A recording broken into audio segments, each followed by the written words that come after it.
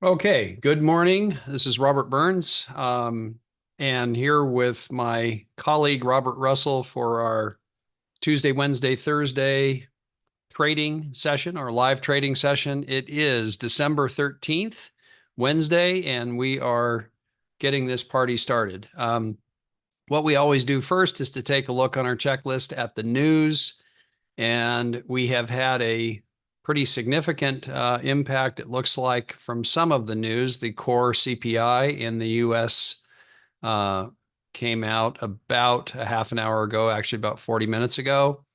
There's some big potential news coming in about a little under, a little under 5 hours from now. Um, it's at 11 a.m. my time, Pacific time, whatever time that is for you. Federal funds rate. This is the Fed defining what they're going to do with the rate. That one has real potential for moving the market. FOMC statement that will kind of tie into that. That's all at the same time, meaning the Fed making a statement about what they're going to do. There is something at 11:30 that follows that. In other words, a half an hour later, my time, which again is Pacific time. And then there is a red folder New Zealand event in later on, and employment change in Australia quite a bit later in the afternoon, my time. That'd be um, pretty late in the UK, around 12:30 a.m. Thursday. So there we go. For those that are unfamiliar with what we're up to here, this is something we're very excited about. Robert Russell and I had decided to do a test drive with this live trading session that we're doing. That test drive has taken place for a few weeks here, had very good results, far more winning days than losing days. We had a losing day yesterday, the first one, and we may have more. But that's part of trading, and one of the things that we're really keen on is making sure to keep those losses small. In other words, to cut losses short. Any trading that is real trading, you are going to have some losses, and of course, um, the preference is to have wins for obvious reason. But we will have some losses from time to time, so that's to create a realistic expectation level that is part of the game. Um, this ties into a promotion that Manifest is doing, some very good pricing to become a customer of Manifest or a customer and IBO, meaning a customer and affiliate or business builder. $20 this month and then next month on your anniversary. So for instance, were you to sign up today on the 13th of January, if you were a customer, it would go to $99. If you signed up today as a Platinum customer and IBO, meaning a business builder, it would be $40 today and then 119 on your anniversary, the 13th of January and ongoing. So very special pricing from Manifest. Excuse me a minute.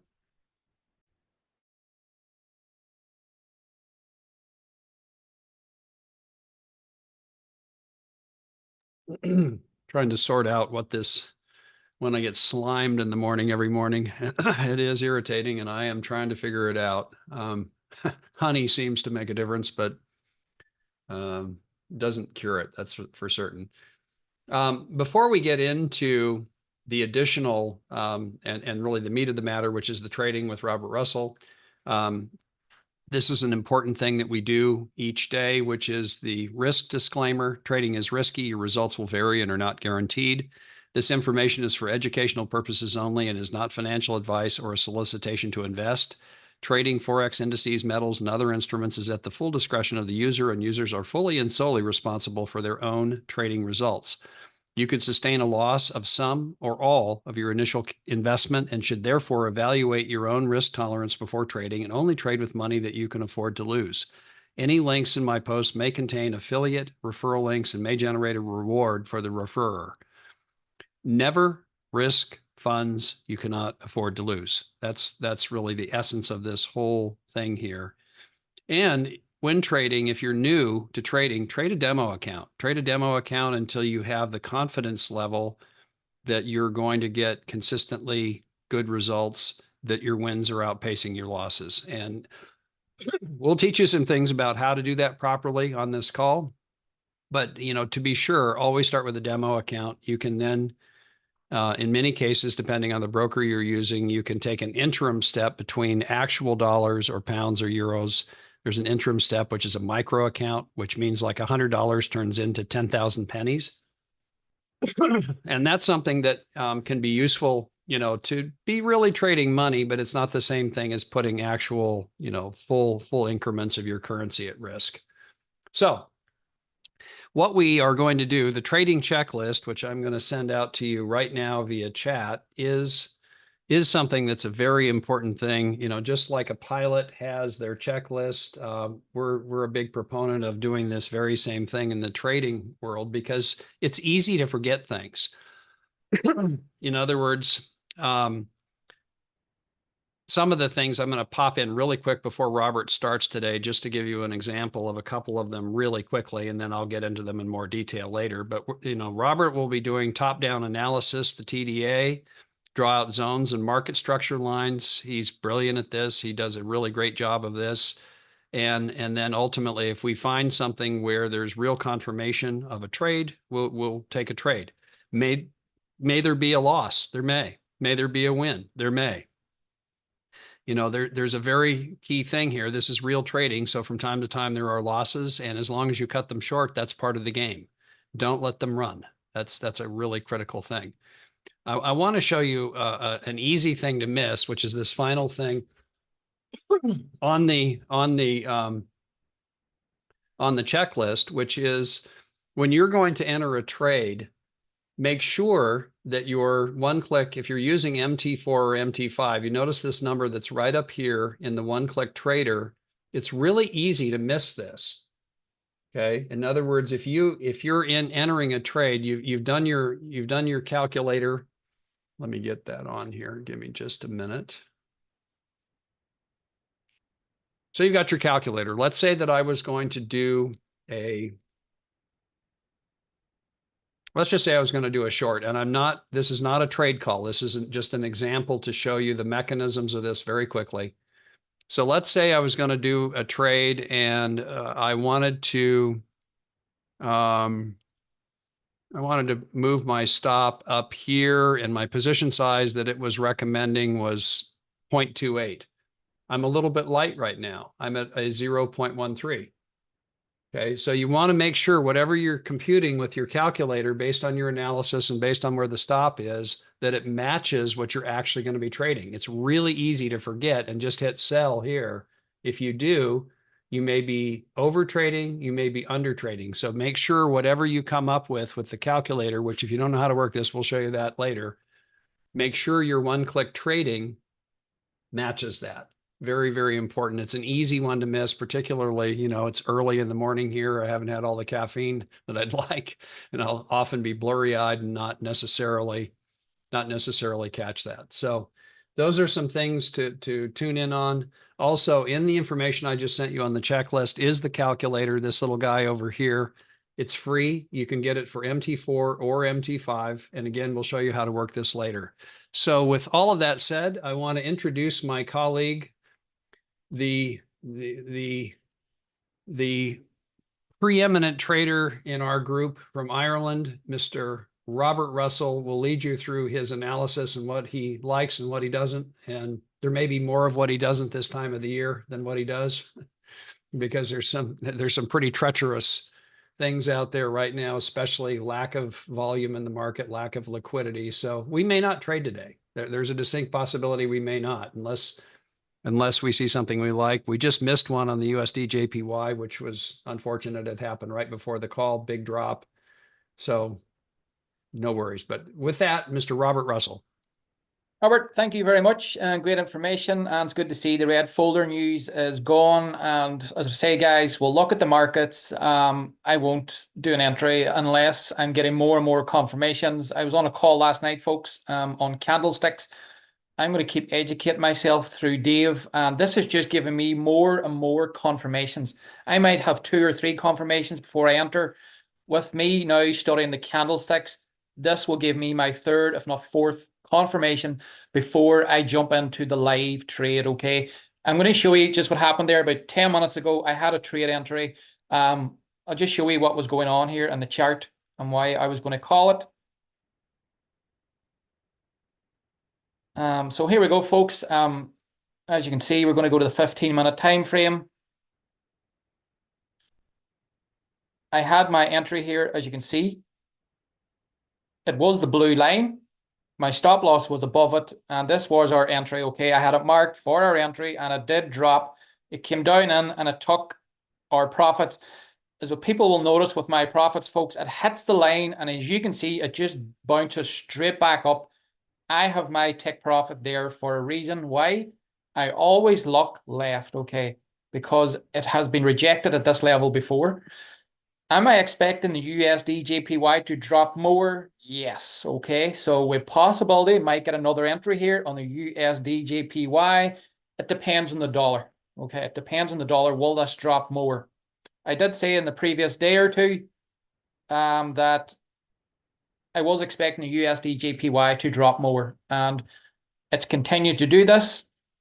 As you can see, I have my trend line here, and it came in tight to this line here. So once it broke this line, this was my first entry at the top. As you can see, that line there, that black line, that was my first entry.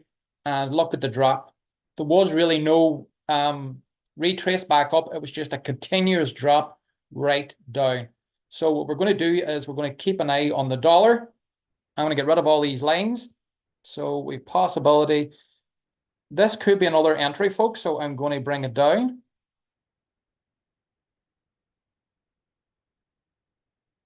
Okay, where will the stop loss be? Let's move this. Okay, so this is a possible entry. Again, it depends on the US dollar. And if I call it, folks, I will give people plenty of time. I will call the entry number. I'll call the stop loss number. I'll also call the take profits number. I'll say to Robert to take a screenshot. We'll put it into the little group. So I'll give you plenty of time to get everything in place. Okay. So that's the USD JPY. I'm just going to take a wee look at the dollar. And as you can see, folks, this was the trend line I have set up. I'm going to go to the hour. And as you can see, we broke the trend line here, but we came straight back up. This was the news here, folks, literally 40, 45, 50 minutes ago, and it pushed it down. But as you can see, again, now we're getting a retrace back up. I need the dollar to break my blue line here, okay? If we can break this blue line with the dollar, we should get a lovely drop down, and that's going to allow us for our entries, okay? So got to be careful, as Robert says, with low volume in the markets. I'm here, folks, that it says to call trades. I'm not going to call it unless I am 100% that I'm going to get a trade entry. And also, when I do call the trade entry, when it hits our line, we're going to watch to see what the candle does on the minute and the 5 minute, okay? We might break through our line, but that line I have done is there for a reason. So we're not going to jump in quick. We're going to watch to see what the candle does when it breaks our line. There's plenty of time to jump in. If the pressure's with us, it will drop. So let's go to the euro versus the dollar. And again, folks, we have our trend line going the whole way down, and we did break it over here. This to me now is risky. Let me see on the 4 hours. Okay, so we have this trend line coming up. We broke this trend line coming down. I have an entry here for a possible buy, but again, it's getting rejected right at the level of my entry. It's getting rejected, as you can see here. If I go to the 5 minutes.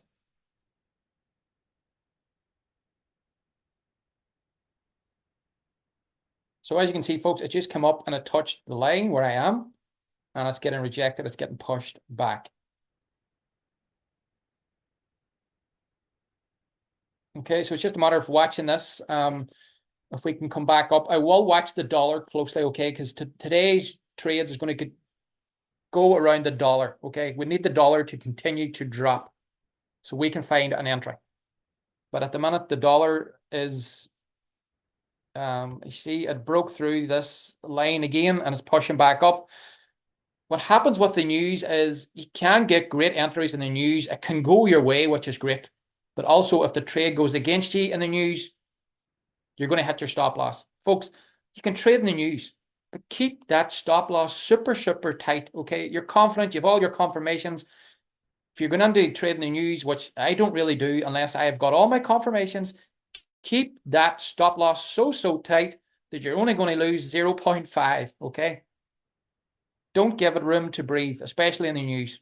If the trade lost, that's okay. There's no emotions attached.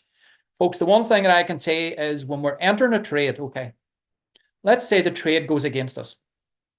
We're not going to come on with a second entry again, okay, because you're just literally now haven't kept to your risk management, okay? One trade. What are we going to risk today? For an example, we'll risk 0.5.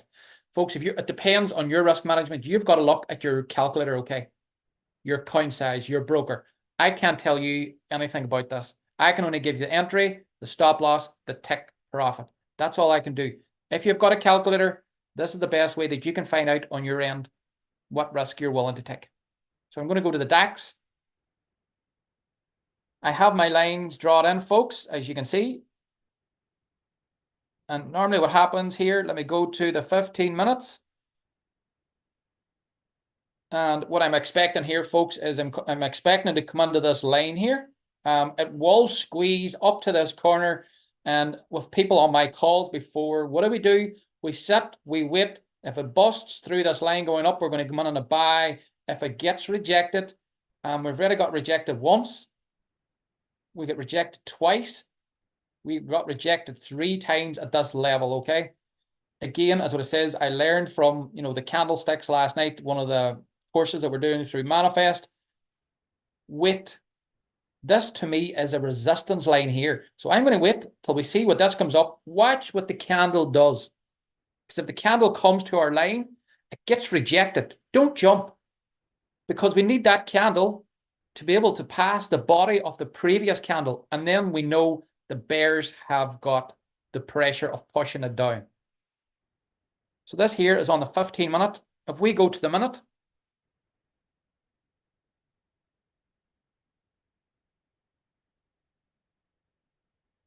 okay, as you can see, we got down pressure.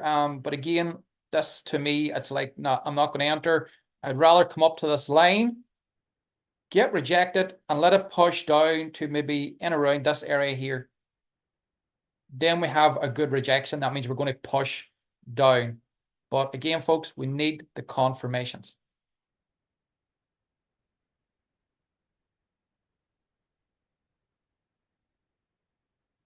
I am expecting this to go into the corner, and if we don't get the entry in our call, I'll watch this here, and then when I get it in close to this area, if we get our push up, as you can see, folks, the DAX has been continuously going up for weeks and weeks and weeks, okay? We'll be patient, because this DAX will eventually fall, whether it's before Christmas or the new year. And believe me, guys, when this falls, we are going to be in the drop, okay? We're going to be in, and we're going to be smiling, okay, because we are going to get the retrace going down. Is that an all-time high there to the left? This is the all-time high, correct, Robert? Thank you. Yeah. So this is an area we're going to look at. So let's, Robert, good, thank you. So I'm going to put in a little line here, folks, right here at the top. Let's go here. Okay, so that's a blue line. I'm going to lock this up so it doesn't move on me. And we're down here at the bottom. Okay, so I have this line here, folks, because there's lots. I know this is the all-time high, but we've got a rejection here to the left. We've got another big wick here. Look at the candle here, folks, pushed right back down. We came up. We didn't get it. We come up here again. We got rejected. So we're in a range, folks, okay? We've been in a range from, let me draw another line here. I could draw it there. And we'll lock it up so it's not going to move. So we entered this here on, I want to move this out of the way because I can't see the date. So we broke this line on Friday, the 8th of December, okay, over here to the left. So we've gone up, down, up, down, up, down, and we're continuing to going up. As what I say, if we come up and we get another retest here of this all-time high, and if we bounce off it, we could get the drop what we're looking for, okay? But there's a lot of stuff here that I need before I confirm my trade, okay? Again, as we're seeing here, we're seeing rejection. I want to go down to the lower time frame. We're on the hour. So I'm going to talk a little bit about a candle, folks, here while we're at this. So as you can see, we had our bulls have been in charge, pushing up. Okay, we got up here. The wick finished up here, but we got a wee bit of down pressure when we were finished. Again, the bulls pushed up, but the bear says no, enough. So they pushed down. What we've got to have, folks, is we need this candle to fall below this wick. Okay, now it's gone below the wick. It means the bears are in charge. Okay, it's a great thing that I learned last night. Let's just say we were going to enter up here. We don't enter it the minute it touches it. Let's see what the candle's reactions are. Okay, it's giving us more confirmations. What I would love to see is we get up here to the resistance line, we bounce off it. We get a lovely downfall, we break our resistance line. So I've got one confirmation, two confirmation. My entry will be down at this level here. So I have got three confirmations. That to me is a good entry. Okay, three confirmations, folks. It's vital. If you go on one confirmation, the chances of it going against you is about 80% that you're going to have a losing trade. If you get three confirmations, it's not a guaranteed trade, but it's a good entry. And folks, to me, it's like, don't give that trade room to breathe. I could do 5 trades today. Let's just say I do 0.3, 0.4 loss. Let's say I had the first 4 was losers. I had 1.2% loss.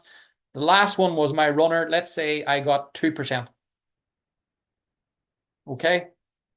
The best loser wins, folks, okay? And that is the truth. If you let your trades run into loss, your risk management's gone out the window. Your risk, everything is just gone against what you're doing. Your emotions is getting the better of you. Once you hit your stop loss, cut it out. Just cut the trade. You'll be happy. When you look at the USD JPY, just want to look at the dollar, folks, here. Okay, so we did, folks, what's happened here with the dollar, we broke through our trend line and we're going to come back up now and we're testing it. What we want to see is pushing down. We want a good, strong push from the dollar down, okay? The dollar is weak today. As you can see, the dollar is weak. Let's go to the 4 hours. Okay, so with the dollar pushed down, we came back up. So we need the dollar again is to push down. Because there's no point, folks, trying to guess an entry. I'm not going to guess an entry. It has to be all confirmations. Let's go to the 5 minutes.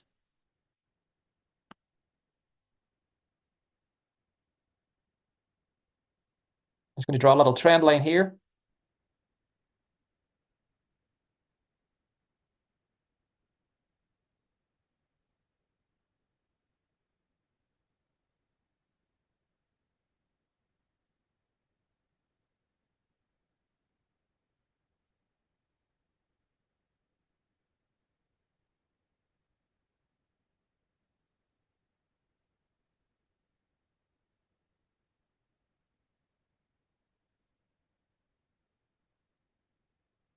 Let me get rid of this first.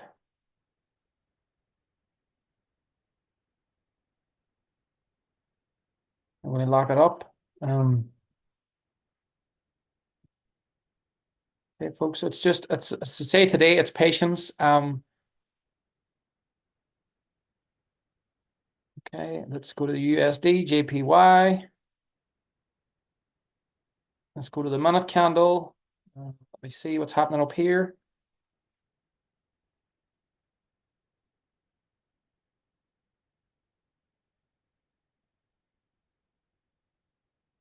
I'll go to the 15. As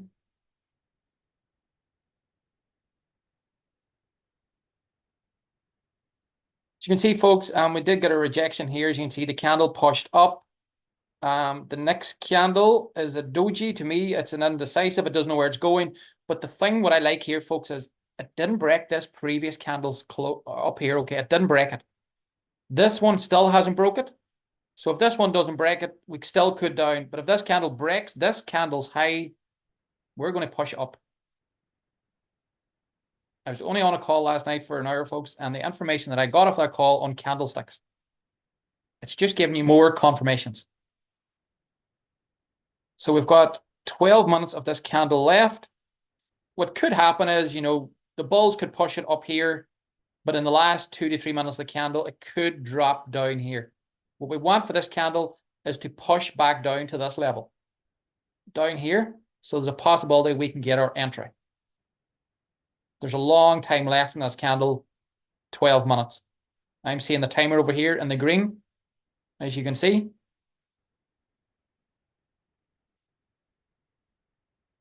I'm just going to flick between the German 30, the USD JPY, and the Euro USD, folks. And folks, there we go, straight away. My trend line is there, and look how it's bounced off it. And what it's going to continue to go up, down, till it gets into the little corner.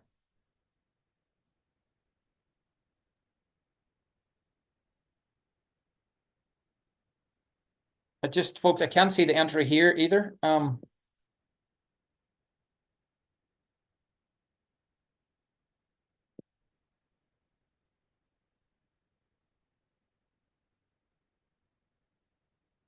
Just looking at the bigger time frame at this trend line.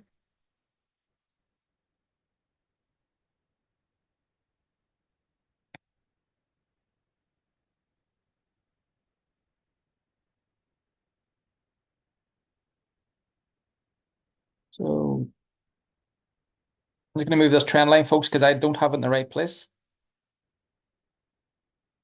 It's so important that your trend lines are in the correct place. No, need to get rid of that.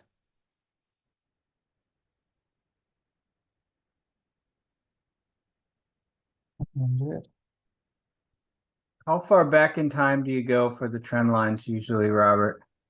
So you will have maybe the 4 hour or the daily, okay, for the big trend lines. If you're looking for your entries, 5, maybe 15, 30 minutes, okay? Because we're not swing trading, we're looking for a break of structure, you know, so we can get in, get our maybe certain amount of pips, or, you know, so we can bag a profit. So to me, I'm down here at the 30-minute, okay? So I'm going to go from this bottom wick here, and I'm going to run it off the bottom of these candles and keep going up, because I was going down from here down. That's not going to give me a good entry. That could break my trend line and could retrace within a candle or two, so it's not a good entry. I need to get this here correct.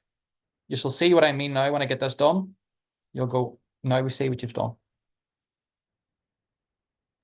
And my follow-up question while you're doing your analysis would be, when you talk about 3 confirmations, can you elaborate a little bit on that? Yeah, I'm going to do it straight away now, Joey. Give me 2 minutes.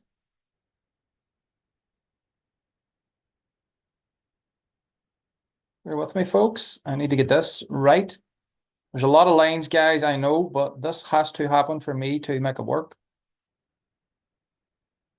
I'm happy with that. Yeah. Okay, so let's go to the hour. And there we go. That looks a lot better. So, folks, here we go. The confirmations, okay. Let's just say, for an example, we're going to do a sell on the DAX. So important. The first one, my first confirmation is this trend line, okay. We break it. We have confirmation number 1. My next confirmation is down here on this blue line.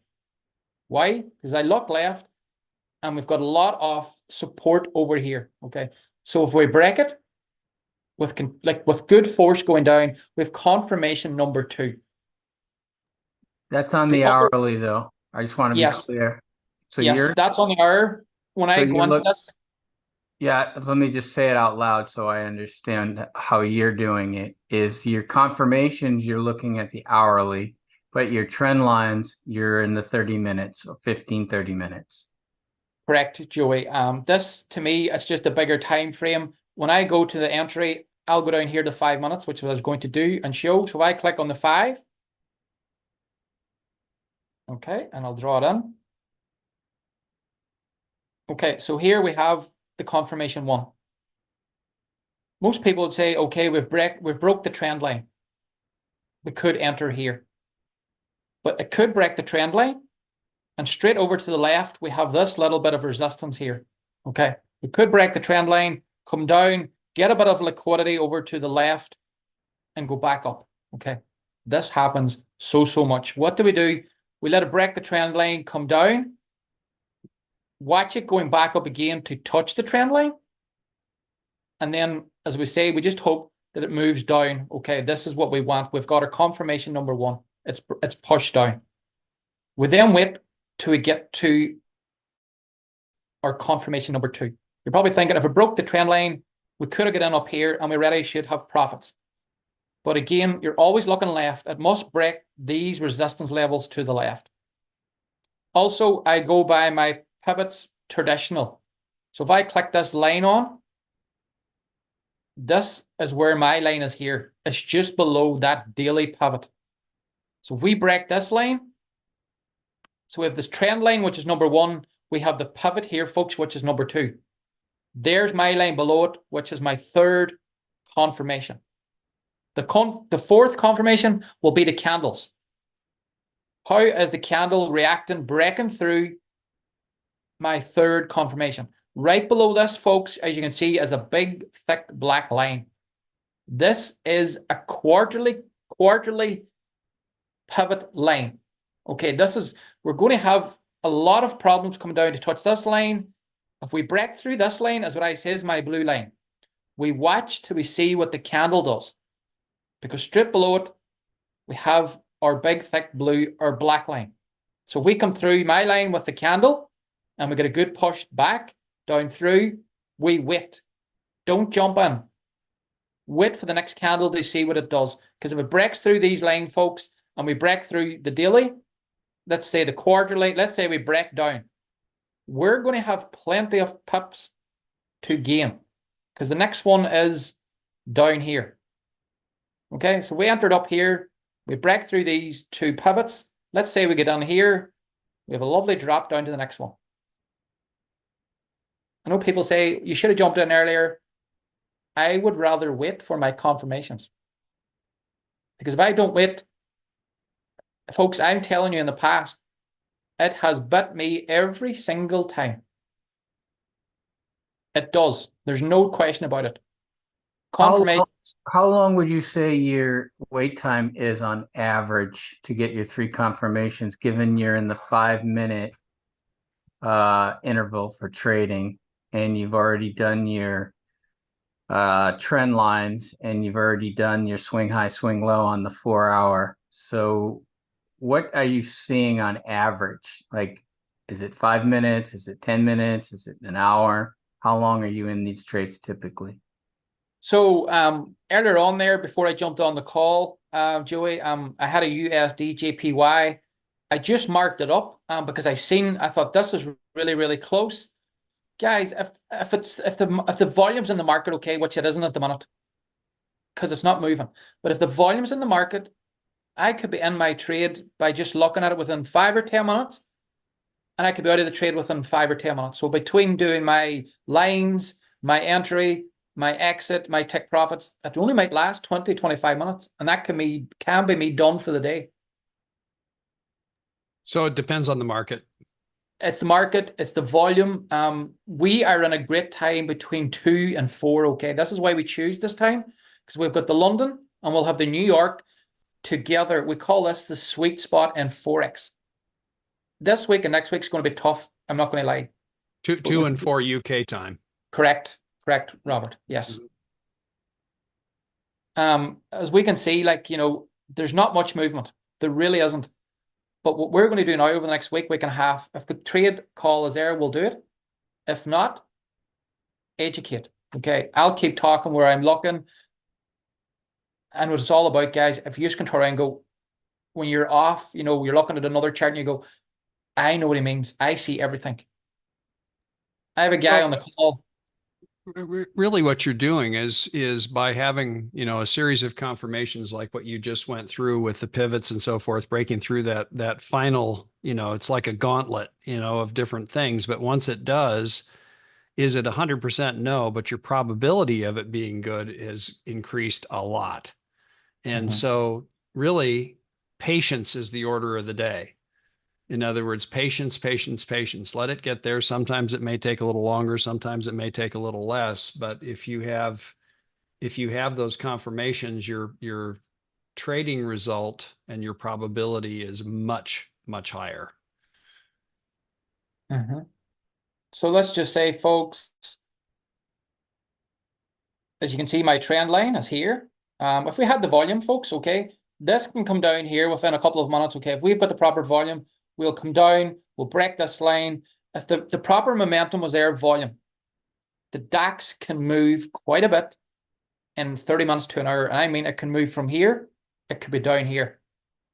This is the volume. This is why I like trading the DAX, because if I have all my lines in place, we can be done in 10, 15, 20 minutes.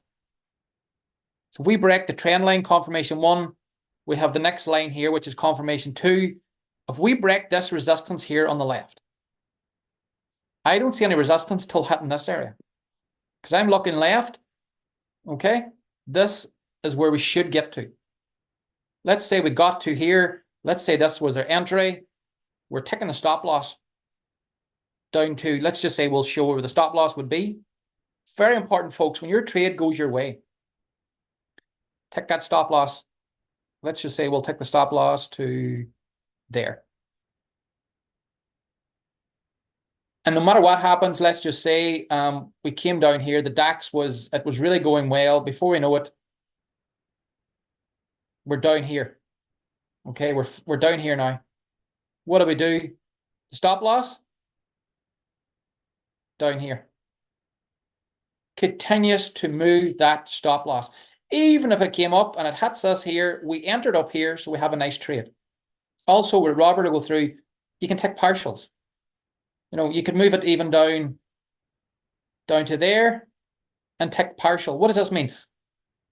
Let's say you took out 50% of the trade and you've now got 50% left.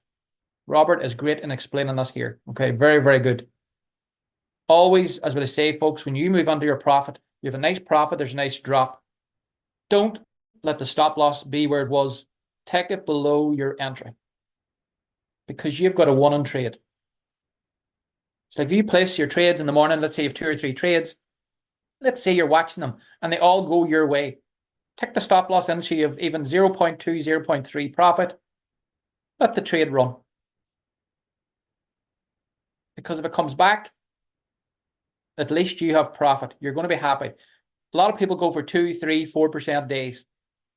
That's incredible, guys, for any trader. If any trader can keep that up daily, amazing. Me, 1% a day. Compound that for 3 or 4 years and come back and tell me, you'll go, oh my God. There's so much in compounding.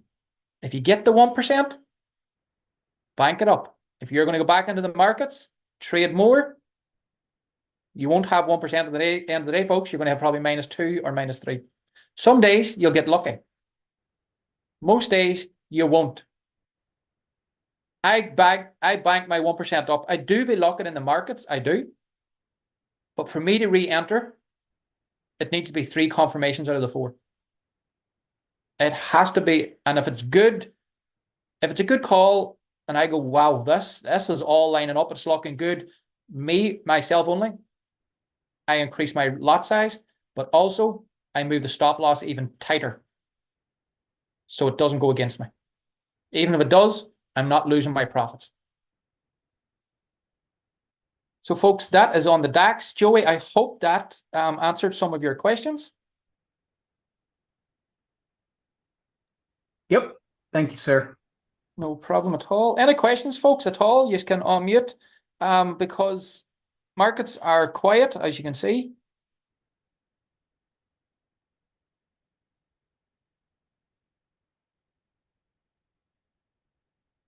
This was a big drop. This broke this trend line. Hold on. I'm going to get rid of these, folks, because this is not going up. Let me see what the dollar's doing. The dollar must have pushed up. It did. The dollar has pushed back up. That was a big push. Let me see, guys. I just want to.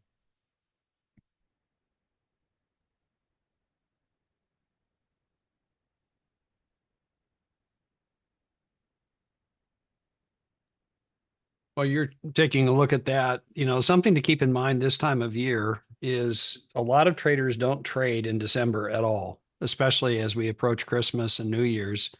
And so that takes a lot of volume, a lot of liquidity out of the marketplace. The other thing is leading up to a significant news event. Oftentimes the traders that still remain in the market will wait to see what the disposition is of that news event. And we have a major one coming in just about 4 hours. So they're wanting to see what's going to happen with that before they take a position sometime. So we've got a couple of things working against us as far as volume and liquidity in the markets right at the moment. So this may be a fine trading day for education. Yep, absolutely, Robert. Absolutely.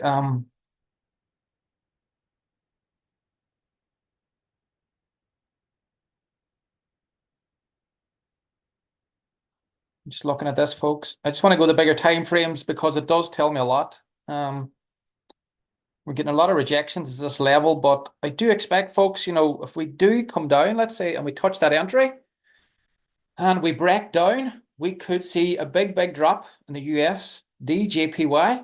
We could see a big drop because it's all pointing in a drop. If I go to the daily,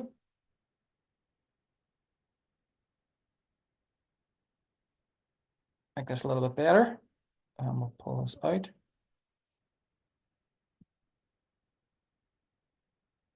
As you can see, we dropped big candles, big wicks up, another big wick, and then we've got push down, and now we've got another candle pushing down, and 7 hours left in that candle. That candle could be down here, folks, by this evening, or it could be up here.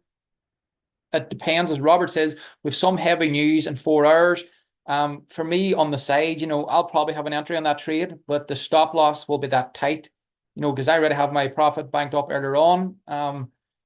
Had the confirmations, but I won't call a trade until I have at least 3 confirmations. And with the DAX, to me, this is on the daily, the 4 hour.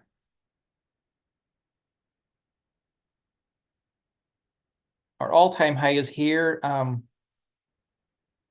We would need a big, strong bearish candle, like a big, strong bearish candle that ticks out all these candles here to the left.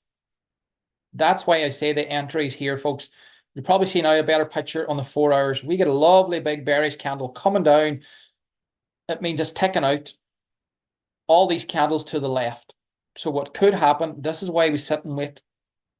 This bearish candle could come down, tick all out the liquidity, and what does it do? Back up. Okay, that's what happens. But if we Could you go back to the 1 hour or the day for just a moment, please? Look at the size of that most recent the candle that we're in. Well, really all of them, and what you're seeing is indecision. In other words, those candles are what's called they're a doji is when you have a very small body or no body at all. You have a big wick above, a big wick below, but the body itself on the green candle is smallish. The one next door is a little bit bigger. The one that we're on is even smaller than the one that's candle number 3, the green one. Candle 1 is the one we're on. Candle 2 is the red one with the wicks above and below. Candle 3 is the green one. And you see when you see lots of wicks, it's a clue, especially above and below. The market is trying to figure out what it's going to do, and it's just indecisive. It's also an indication that there's just not a lot of movement, which makes trading dicey at best. It definitely does, Robert. You know, folks, if you're on Manifest, definitely be jumping on the candlestick calls. Okay, this is going to run for months and months. The education you're going to get there is going to be mind blowing. So that's a call is on a Tuesday night. It does look good, folks. You know, when we see a candle here, okay, we hit an all-time high.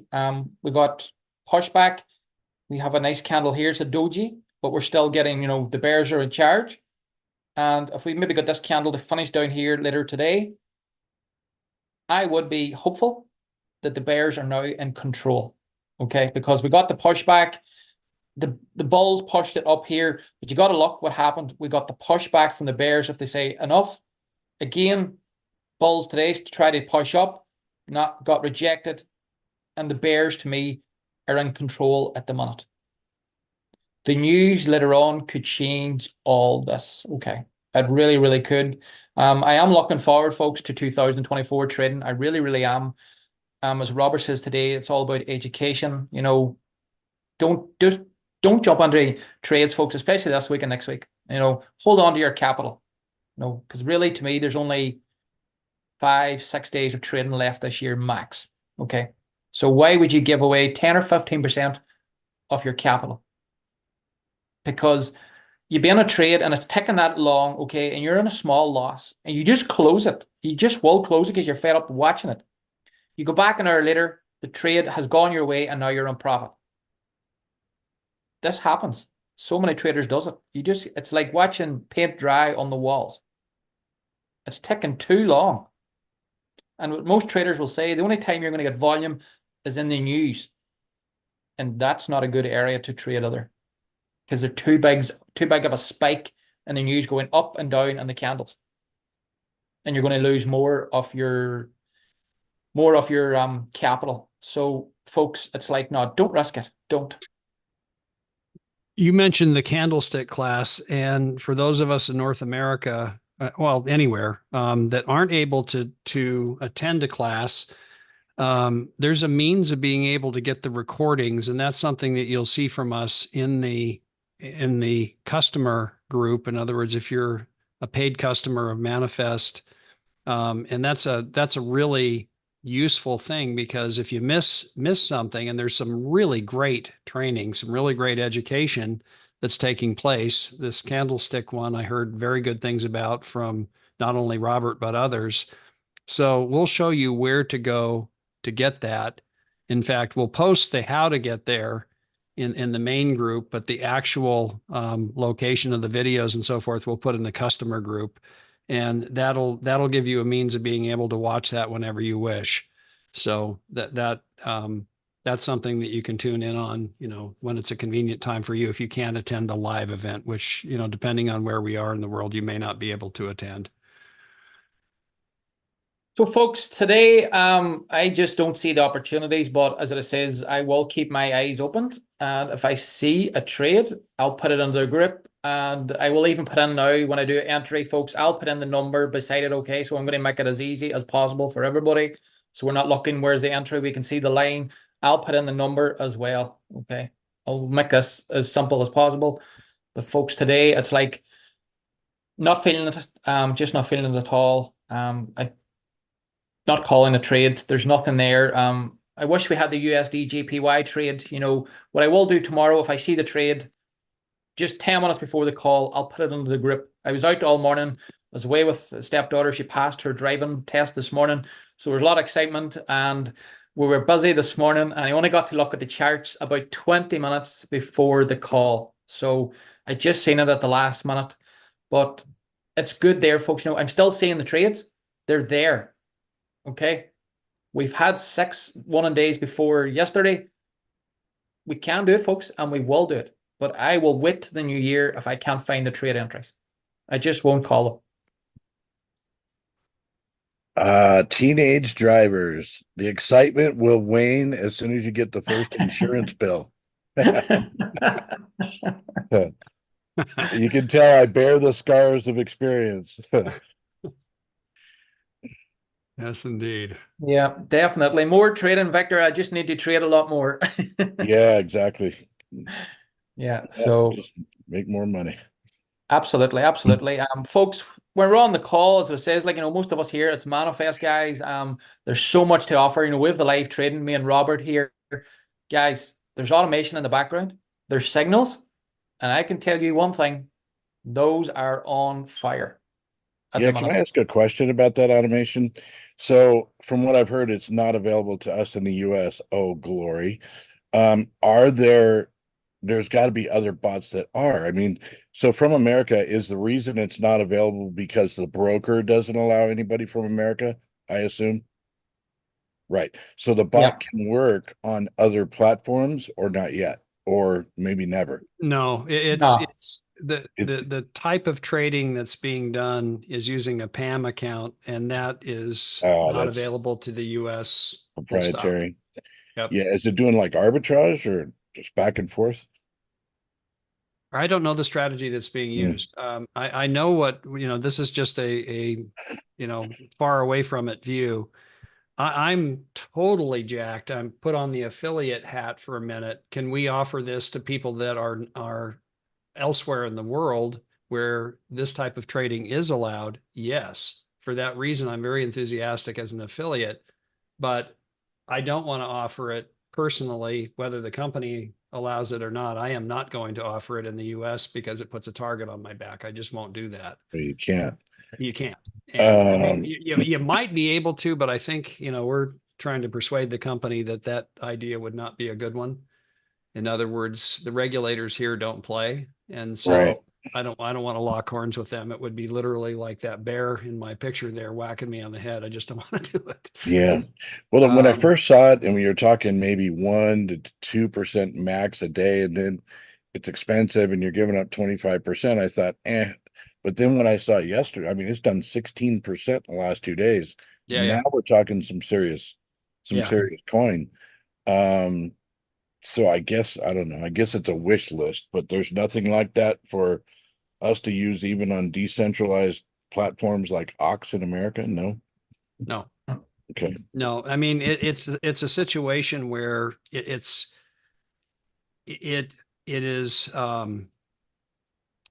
generally, the idea of a PAM account and somebody else trading on behalf of a US citizen, A, is not allowed. B, the broker will disallow you from creating an Yeah. account that are Yeah. the broker rules. Well, that's Uh, okay. It forces me to learn the right way. yeah. And what you're seeing, with that, I mean, I was kind of surprised because the average over 5 years is somewhere between four, or especially the last year was between 4 to 6%, which is still quite good. I mean, A year? A year? no, a month, A month. Yeah, I was gonna say. but we get kind of jaded in this arena pretty readily. In other words, 4 to 6, 4% is 48% a year. I mean, try to get that at your bank. No, I know. But Right. when you In can other words, do it's one still to a phenomenal number, and yet we get jaded and kind of like, oh, it's only 4%. I want 4% a day. It's like, right. But what kind of risk are you taking to achieve that? Then when you see it out of the blue, which is kind of out of the blue, I think, and somebody more familiar with that particular automation or that PAM out of the blue, suddenly 8% a day, 2 days in a row. I don't know if they changed up the algorithm or what has happened, but it's a significantly higher number. I don't know why. I haven't heard any mitigation as to what changed, because it would seem now, something changed. yeah, definitely. As what it says, like, it's a matter of I'm having a call with them in about 45 minutes, one of the guys. So I just need to find out, why has the results gone through the roof? Is it, I don't know, down to good trading? Was the bot really, I see the bots Mhm. trading US 30. So that's where, it's volatile, it could be big results, but as what Robert says, we've seen between 4 and 6% a month over the last couple of years. To me, consistency was there. It showed it. Yeah. But now it's new broker. I want to see my FX book. I want to see everything, tied into this, and just to see what's working. I have jumped into the broker. I've done my KYC. I will go into it in the new year. This time of the year, no, I'll go into it in January first thing and see how it's working. Yeah, and I mean, from a business standpoint, there's nothing sweeter than being able to have passive income come in, assuming that the automation is consistent. I mean, it's just what's not to like. You could be out doing whatever you love doing and not sitting in front of, a computer looking at charts. That obviously very desirable. But the operative word there was consistent. Is it consistent? Because the minute something starts to get the kind of returns that we've seen in the last 2 days from experience, there's a question mark about will it be able to deliver Sustainable. half Yeah. that. A quarter of that would still be outstanding. I mean, 2% a day, 1% a day. To Robert's earlier point, if it's consistent, wow. Yeah. You can compound that and turn it into a huge amount of money.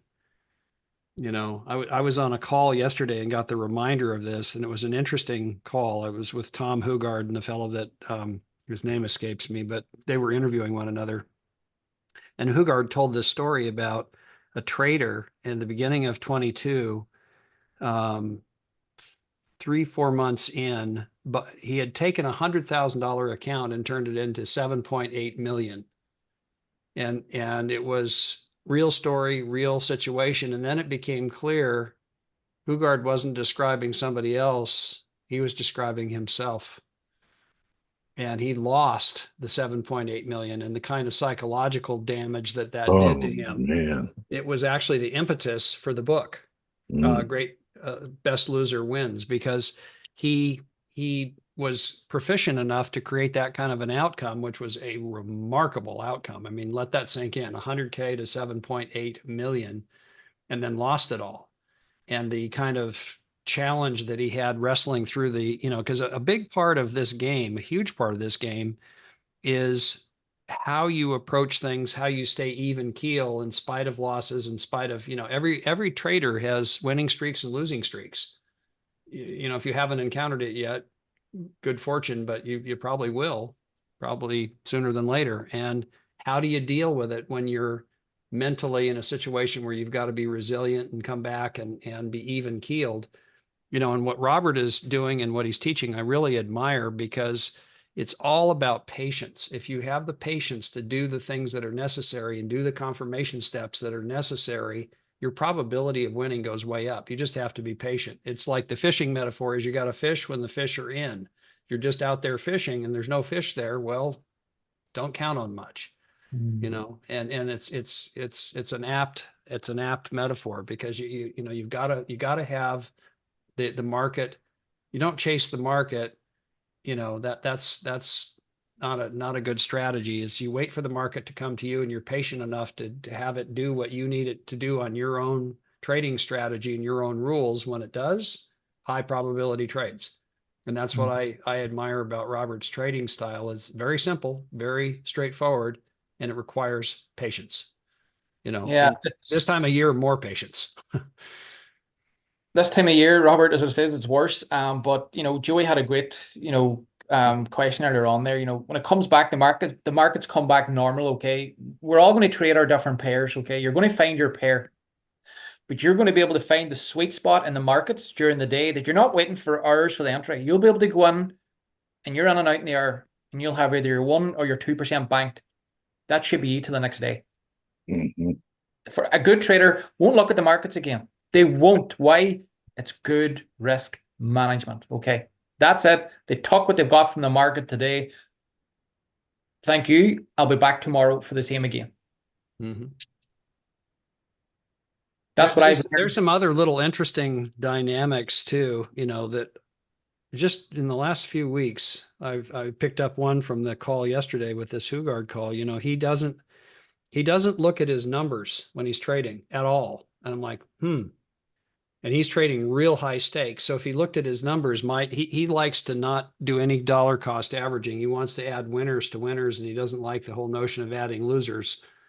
And so he's trading, he might make a trade and 10 index points is 12,000 pounds. I mean, serious bucks. And he says, I won't look at the numbers because that would then psychologically create some being tentative or not being strong, in my belief in a particular trade or a particular position, where when it's going my way, I want to come in maybe yet heavier. I thought, isn't that interesting? Another trader will not trade. He trades, and this was very germane to me. It just hit me right, because I trade a little account, like a $500 account is with what we're doing. But that $500 account gets magnified a great deal into over $1 million actually that's being traded, with prop accounts. Well, if I looked at that and I looked at the outcome until, before the trades closed, would I make different decisions? Would I perhaps react differently? I know I would. As opposed to looking at a $500 account and seeing a buck or two, not a big deal. So I'm going to heed some of that advice, not look at the outcome, look at my little account. If I am going to look at it, that's the only one I look at. Is my $500 account. And if I see a buck or two, okay, good. Yeah. Another thing, Robert, before I hand it back to you, guys, with the candlestick call last night, a little golden nugget that I took away, and I will be changing my candle colors on my charts. Okay. Green going up, but red, guys, we attach our emotions to those red. Okay. The red's dropping. We attach motions. I was like, there's the biggest golden nugget that I seen last night. It's like, pick two candles, two colors that you like. The motions isn't attached. Like a guy last night, candles was white and black. I was like, simple. It's not, you're just not thinking of, when you enter a trade, you're looking at the candle and you're like, if it's colors that don't attach any emotions to you, it's mind games, folks. It's in here, and I thought, that's great. I'm going to change my candle colors. Okay, let me show you something that I sent out earlier on the call. If you were on the call, you got it. If you weren't, I'm going to send it again right now. And this is our checklist, and in the checklist is the calculator that I'm about to show you. If you don't have this, this is a terrific tool. It's free. It works on MT4 or MT5. And that link is in the chat as we speak. It says MT4 gadgets. You can go over there if you click on that and you use MT5, you can locate MT5. It's available on either platform. When you have it installed, this is what it looks like. Can you guys see my screen? Yes. Okay, good. So let's say, for the sake of discussion, and I want to get out of my live account here. Here's my little live account that I have. I trade on. I'm going to go to a demo account. This is another one of those mistakes that's really easy to make. Always do a visual when you're going to show somebody something. Go up here and take a look at your account and make darn sure that you're on the right account. It's an easy mistake to make. I can't tell you how many. I'm embarrassed to admit how many times I've made that mistake. Make sure you're on a demo account when you're playing around. Okay, so here we are on a demo account. And what I'm going to do is put Robert on the spot, which I always do when I do this training. So here we are on the USD JPY. Robert, which direction are we going to go on this trade? Ready, go. I think we're on a long. Along. All right. Along it is. Bang. Just like that. Look at what pops up here. I am on a $10,000 account. So 1% of $10,000 is how much? $100. Look at what the loss is if it goes against me and it hits down to this swing low right here. It's 100. It's 98.45. It's going to find the closest swing low that approaches my relative risk amount. I set this relative risk amount at 1%. That's the default in the calculator. You can set whatever number you wish. If that's 1/4%, 0.5%, 1%, 2%, whatever you're comfortable with, that's your decision. Here's what's very significant. If I'm using this in this case, is it's helping me come to the conclusion that based on this risk and based on my 1%, this would be the appropriate lot size at the existing entry level right here. See it right here, 0.45. This is huge, because when you look at any trading, these are the variables that you need to be mindful of. And I didn't know this when I was brand new. I didn't have anybody teach this to me. And it was really, I just think it's critical, because managing risk is, I submit, the most important thing we do. Not the profit, it's managing risk, keeping that equity in your account. So what are the variables? Which instrument are you trading? We're trading 3 of them. We're trading DAX, USD JPY, and Euro USD. Are they all different? Yes. Which broker are you using? Are they different? Often, yes. You trade DAX on one broker or US 30 on one broker. I know US 30, and I'll give you that example. On NVFX, a $1 move, a 1-point move is $1. What position size? 0.01. On 8 cap, exactly the same equation. 0.1, not 0.01, but 0.1 on 8 cap. Robo Forex and many others, 1. What lot size is the right one? Well, it depends on the broker. So you've got which instrument, which broker, how much money have you got in your account? That matters, right? You got a $10,000 account, a $1,000 account, a $100,000 account. What's your account size also determines your relative position size. And lastly, and most importantly, where are you placing your stop? And what the calculator will do is it will adjust the position size on the basis of where your stop is. If you've told it 1%, this is the position size that I should trade. If it hits down here, I'm going to get hit with a $100 loss. That's it. It absolutely mitigates what the position size is. Now, see, it's moved up a little bit. Let's go up here. Notice it dropped down, because my stop loss is at a greater distance. So it went from 0.47 to 0.42. Now I want to show you a more extreme example to make the point. Let's say that I do my analysis and I think, okay, this is a little bit too tight. And don't look at the literal here, look at the concept, okay? Let's say I move that stop down here. Remember, we were on a 0.42 on position size, but let's say I do it below this swing low here. Look at my position size. It went to 0.21. So this is a great example of, if it were here, right here, at that point, it would be a 0.42 approximately on current entry. So you can adjust the entry so that it matches exactly where price action is right now, right there, 0.40. Now watch when I move this bad boy down here underneath that swing low right there. So it's going to go from 0.40 to ding, ding, ding, ding, ding. Drag that stop down there, 0.21. So where the stop is affects your position size a great deal. And if you're not doing this, you may be taking a lot more risk than you should. And what if the other direction, let's just say I moved it up to here and Robert has done the analysis and we're all super confident and it's a slam dunk. This might be a scenario also that you do on the news. Okay. He mentioned several times, real tight stop on the news, right? What would that do to your position size? It would increase it, because if it goes against you, it's still going to be a $100 loss, not the end of the world. It's a 1% loss. Maybe you want to cut that in half. That's, this is up to you. I'm not suggesting 1% is the right number for you. That's your risk tolerance. But what I am suggesting is figure out what that number is and then figure out a tool that will help you determine what is the appropriate position size on the basis of where your stop is entered. And when you look at this right here, let's say I had the analysis done to put my stop right there. Look at the position size, 0.68. Remember we were 0.2 down here? Now it's 0.68. It's almost 4 times as big. No, it's 3 times, 3.25 times as big. Huge difference. And now if it goes my way, I'm going to make a lot of money. If it goes against me, I'm still only going to lose 1%. This is what I want you to grab onto. And there's a huge difference between any of the instruments that we're trading in the lot size. Here we are on the USD JPY. If I go to Euro, let's just take a peek here. I'm going to say, let's say let's say I'm going to go short on this one, just to go the opposite direction and just be contrarian a little bit.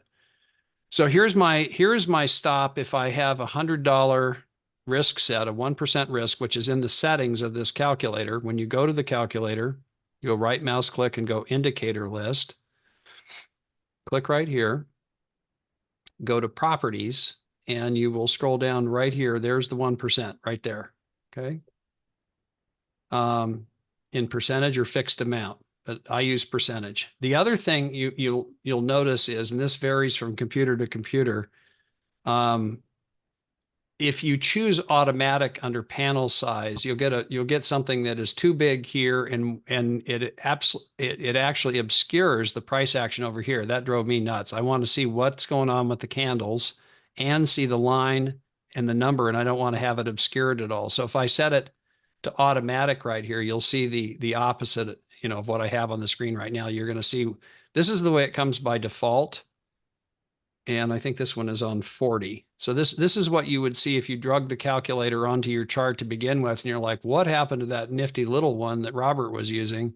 There you go. Now, if I go, let's say short again, yikes, it completely took over my screen. It's on top of the price action. It looks bad, right?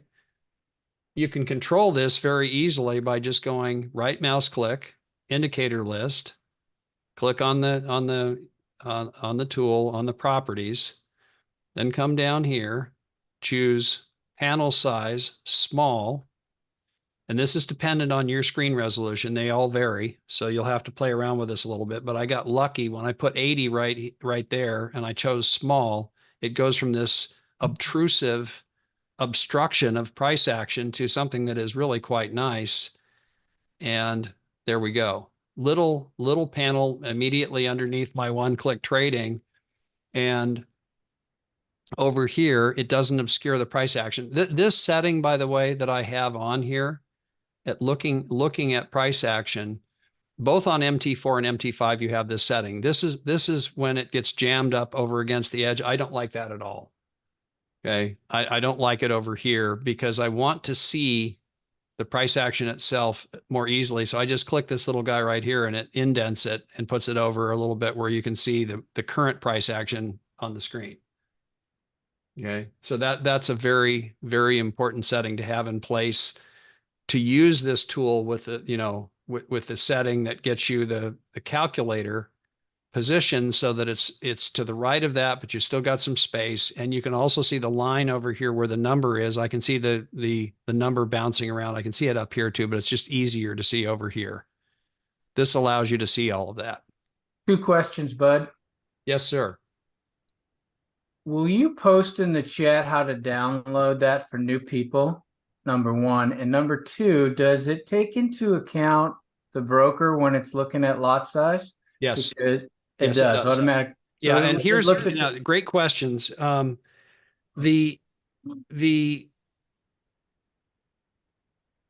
a mandate from MetaQuotes, the publisher of MT4 and MT5, that says if you're a broker, you have to specify on each instrument what your parameters are.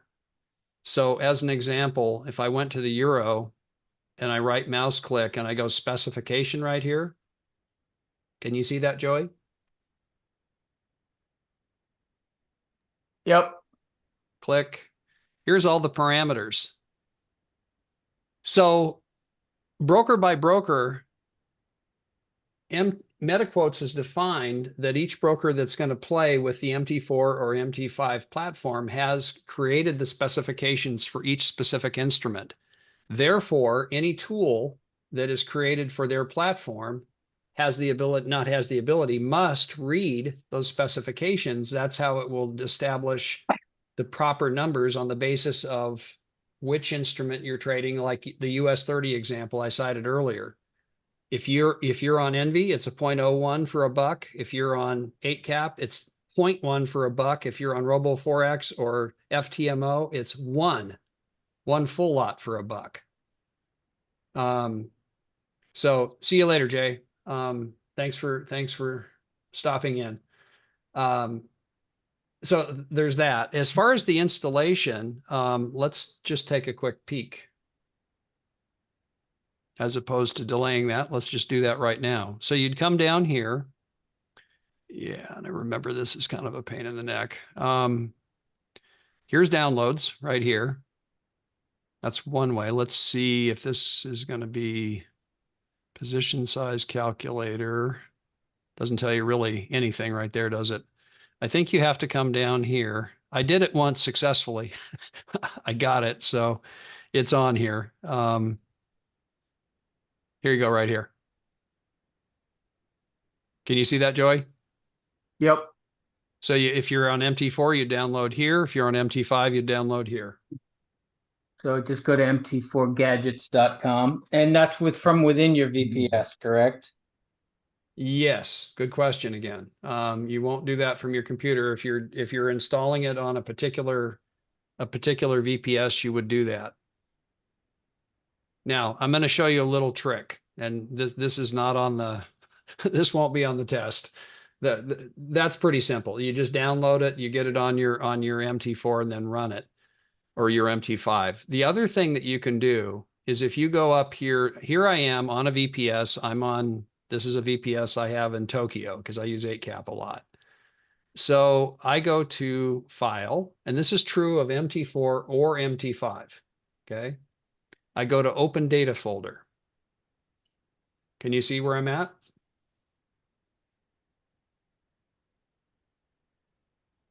Right here? Yep. Okay. Yeah. Click. And when I go to Open Data folder, it's going to take me to where this particular instance of MT4. Victor, this is answering a question you had, by the way. Can I have multiple instances of MT4 or MT5? We're going to get into that one too. Okay. Yes is the answer. Okay. I've got 3 of them. This computer actually is this VPS is my relatively sparse one, when you compare it with this one. This one is 1, 2, I come back. Hang on a minute. This makes the case pretty effectively. 1, 2, 3, 4, 5, 6, 7, 8, 9, 10, 11, 12, 13, 14 MT4s, MT5s. So can you have multiple instances? Yes. You just have to be mindful of putting them, if you're going to do the same one, if I'm going to do aux twice, I've got to create 2 separate directories when I do it.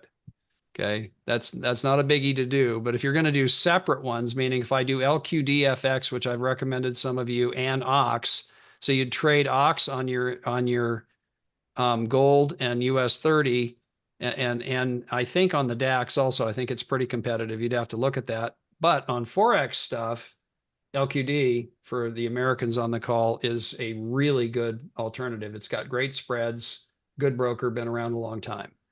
So back over here for a minute. What's the name of that broker again? LCD? LQDFX.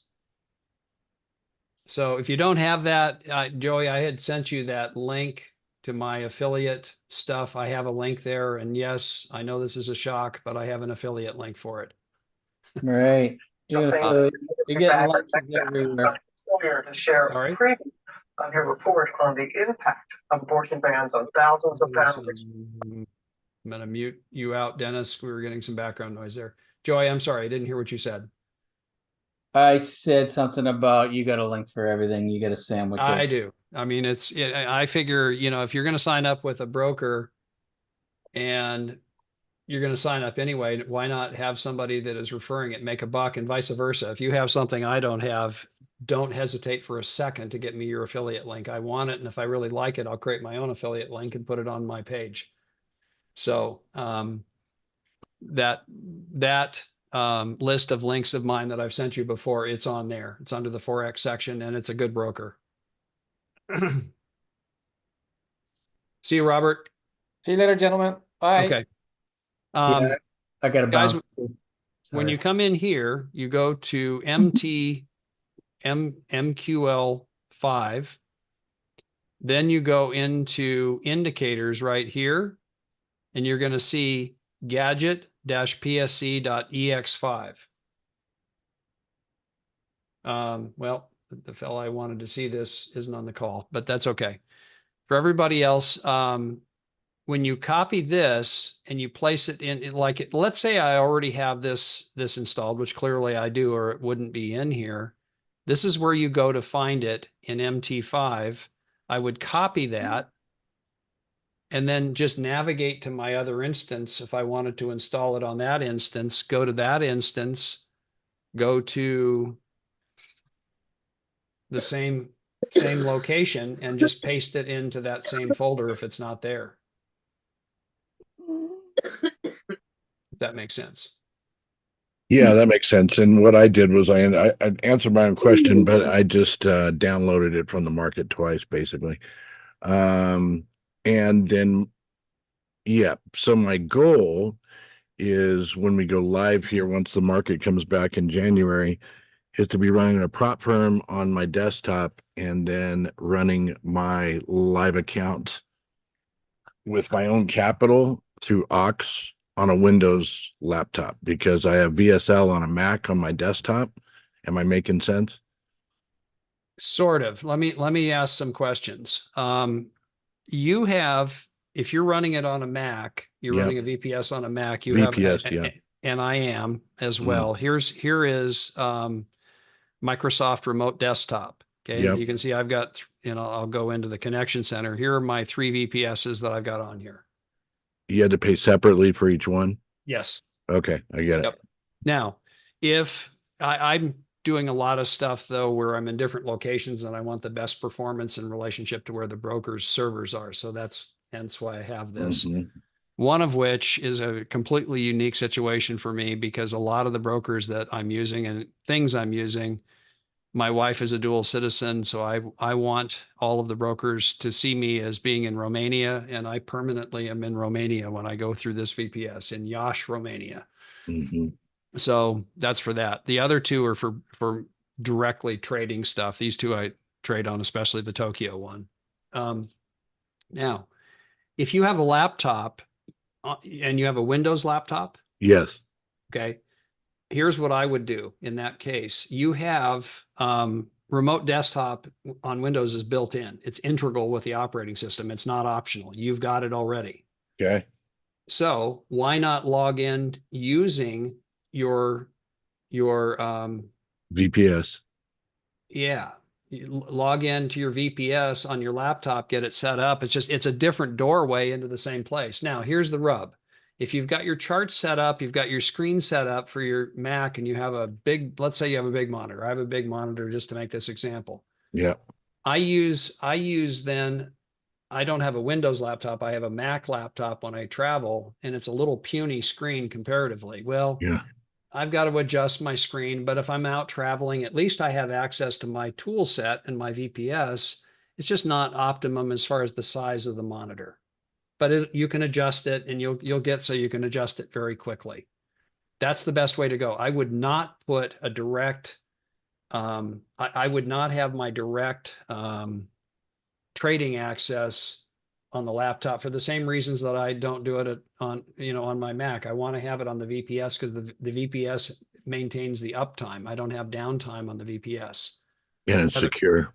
And it's secure. There's just a lot of attributes that are desirable. Okay, but is it true that you can only log into your one? So I only have one VPS. You can only log in one device at a time, correct? That's right. Mm-hmm. Okay. So I almost have to buy another VPS for the Windows laptop if I'm going to run, because basically, again, I'm running prop firm from the desktop, Mac through VPS. And then I want to run my Ox live account capital from the laptop through, I guess, a second VPS. Well, let's back up. Do you want to have more than one account on your VPS? Like you wanted a live trading account and a prop firm, a regular trading account and a prop firm? Correct. You can do that. Oh, okay. I just showed you I had 14 on one VPS. Mm-hmm. Not hard to do. So just go into the VPS and set it up. Yeah. So in other words, those are called instances. When you look at this one here, I've got a lot, and this happens. Most of these are MT4. There's a couple that are MT5, but these are all instances of MT4 or MT5. I got a bunch of them. So Wow. can I have 2 instances running at the same time, or 3 or more? Yes. You're going to start taxing the resources if you get above a certain number. You just have to add resources on the VPS. You got to make the VPS more powerful. But can you have 3 different trading accounts? Absolutely. No problem. Okay. Does that make sense? That it means I don't even need the laptop set up. I can run them all from my desk because I've got 3 screens. Yeah. Yeah. Now we get into a little bit of detail here. This VPS screen that you see on the screen, I also have 3 screens, coincidentally. I'm running this VPS here. Can I have one VPS on one screen and be able to toggle back and forth on that VPS in between trading accounts on that VPS? Yes. Can I have 2 screens with that VPS? No. Well, one screen would be one VPS and the other screen would be the other, correct? Well, if you have, you only if have you do one. two VPSs, then I in fact have 3. So I literally have a VPS on each screen. Okay, so to make sure I get my head wrapped around it, with one VPS account, you cannot have 2 instances open on 2 separate screens. That's right. Okay, so you can gotta have two instances open, but only on one screen. So I can toggle like let me show you that. Okay. It's easier to do that. Picture's 1,000 words. Right now, here I am on this one right here, which is 8 cap. Okay. And I pop over here. I want to go to my MT5. Now I'm on a separate account. Okay. I've got 2 instances running, but only on one screen. Okay. All right. I can't separate them and so forth. If I want that, I've got to get a second VPS. Okay, got it. All right, I understand. Now, the benefit of the laptop now is all the stuff you've got on your Mac with, everything you've got on the Mac, you can have on the laptop. You're just going to have to adjust screen size when you're traveling with your laptop. That's it. It'll work fine. It just won't be the luxury of seeing all this screen real estate that you have on the bigger monitors. Right. Right. So, and in order to do that, all you have to do is log into the VPS from the laptop. That's right. Okay. You just set up the VPS. It's a different doorway into your VPS and a doorway that has a small periscope. Got it. Yep. Okay. Okay. Makes sense. Thanks for answering that. Sure. So I think that's what I wanted to cover today as far as technology. Keep those questions coming. Dennis, you unmuted a couple of times, and I want to make sure I don't miss what you asked. Do you have a printed list that states which brokers are best for which type of trades? I probably should, but I don't, Dennis. Thanks. I got to hit it. Thanks, okay. Rob. All right. Bye-bye. See you, Victor. Dennis, are you there? Yes. Okay, perfect. For what we're up to on this call, there's a couple of brokers that I'm fond of. One is Ox, which is an Australian regulated broker, but the doorway that an American can come through with the same broker is their SVG version, which means you get 1 to 500 leverage, the benefits of a decent broker. Although the one that Americans can come through is not regulated, or if it is regulated, it's not regulated in Australia. All the support, everything is the same, but they have to do things where you can't get the Aussie version, if that makes sense. Yeah. Yeah, that makes sense. I just you said earlier, that that one broker was better for doing certain things, and then another broker was better for doing other things. And I was just wondering if there was a visual list of that, so that I don't have to try to memorize it or start my own list or whatever. Yeah, I don't, and probably should. I'll show you right now, just a quick comparison. Ox is particularly good at US 30. Ox is the one that's Australian, and SVG, St. Vincent's Grenadine, for the Americans. Ox is really good at US 30. It's really good at gold. has been pretty good lately. I looked at it with DAX, so it's good at all of those. LQDFX is really great, especially on the Forex pairs. And it also has pretty decent rates I found, which change. They didn't used to, and this stuff is always a moving target. I mean, brokers want to be more competitive. So whatever you say one day, tomorrow might be a different number. Right. But LQD, the last time I looked at them, I used to use them for some Forex stuff that I was doing with robots. And then, you know, circuitous route got some other places with brokers, but I kind of like them. And I especially like them for Forex stuff. And now I'm doing Forex stuff again with USD JPY and the Euro. So, you know, there's a lot to like with that broker. I like having a couple of brokers though, because then you know, I don't have too much money with any one broker. I had a bad experience in the past, so I like diversification with brokers. I don't put all my eggs in one basket ever with brokers. Right. Right. So those are a couple of recommendations. I think you also have my affiliate link list, that black and black screen with all the little. Yeah, you would not do it now, but I'd like to give you know how you created that. That's similar to what I mean, it looks similar to a link tree, but I haven't been able to get my link tree to look that well and to be compartmentalized like that.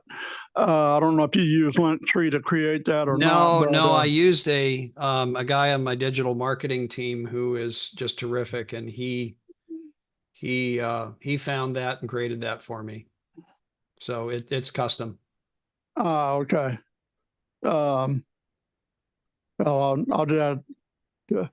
Go in the back door and do copy code, huh? that would work. I'm kidding. I wouldn't do that. No. I mean, you know, no skin off my back. If you can get it that way, by all means do. Yeah. No. I'm the owner, I'm so I mean, kidding, you know, I give you my permission publicly on the spot right now. If you want to do that, I believe there is a way to create categories like that on Linktree. It may be the paid version that you have to upgrade to, but yeah, I believe Linktree has that capability to create something similar. yeah, I think it probably does. I just don't know it as well, and I have the luxury of using a young man in Bangladesh who's been my right hand for years at this point, and he's terrific. So yeah, I really like that. That's a great tool. yeah. So yeah, there was one other thing. Now I forgot what my other question was. I'll message you later when I think of it again. Okay. And we'll be here tomorrow. So I have a Right. feeling we're going to be doing more training than we are trading the next few days, just with the market the way it is. Yeah, well, it's that time of year. So I'll be in the driver's seat more than Robert probably. But you know, it's a good opportunity to, in the music world, we called it woodshedding, you know, to get your axe sharper in the woodshed before you're going to go out and try to cut a tree. And it's a fine time to look at position size calculators, getting your VPS stuff set up, etc. So Yeah. are you a musician? Yes. I Interesting. I play bass and played professionally many years ago. I haven't in a long time, but I want to get out and perform again. I love live performance. Interesting. Well, man of multi talents. I'll show you my you can sort of see them in the background. I'll turn off my screen background thing. Yeah, with that bear screen background. If you saw my comment yesterday, but I actually wrestled a bear back in my earlier days. Wow. My friends used to take me out to the bar and pay for my drinks because I was the only one brave enough to wrestle the bear. Wow. Or crazy enough. I don't know if brave is the right word, but you can see some evidence right there. There's one. Yeah. That's all Fender jazz basses. That's the type of bass I play, with one exception, which is a Steinberger. But yeah, I behind me is a whole pile of stuff that I need to get my act together and get it really assembled properly. I've got all manner of amplification. So what genre you tend to lean towards? I play a number of different things. I like rock. I like pop music, like jazz, Latin, reggae. I thought I'd never say this, but there's some stuff I like in the country genre, as of late. And usually it's easy to play on the bass, so it makes it, it's easier, than some are fairly challenging.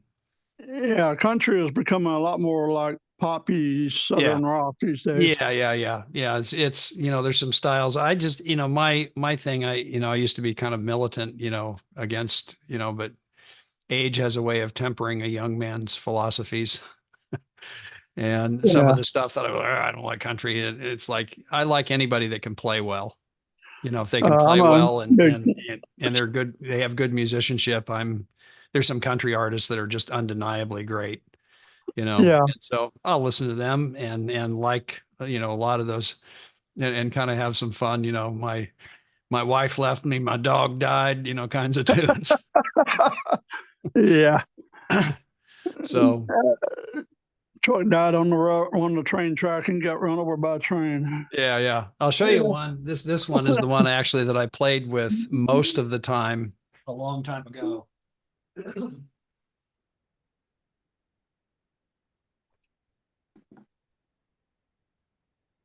This one is called a Steinberger, and it doesn't have a machine head. The machines are back here. But Interesting. this was a very popular bass in the early 80s to mid 80s. A bunch of people played it, and I was playing a lot in those days with, like a Fender Jazz, which was much heavier. So this was easier on the back. Okay.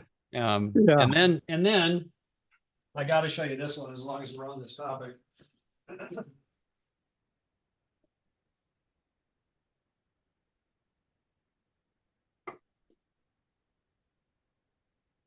This is one that I made, and at the time, oh wow, you can see the degree to which I borrowed things from a bass or guitars called a BC Rich. They had a guitar called a Rich Bitch, and this I admit I borrowed a lot. Probably today would have a very different body design than this one, again with age. But this is a piece of Purple Heart. This is the sapwood from walnut. So I did the lamination, did all the routing. The neck is a modulus Olympic neck, and then that's the back awesome. has the metal pieces on it here, the knobs and the back. I created all that. The neck and all this part I purchased. It's a modulus Olympic, but it's a fretless.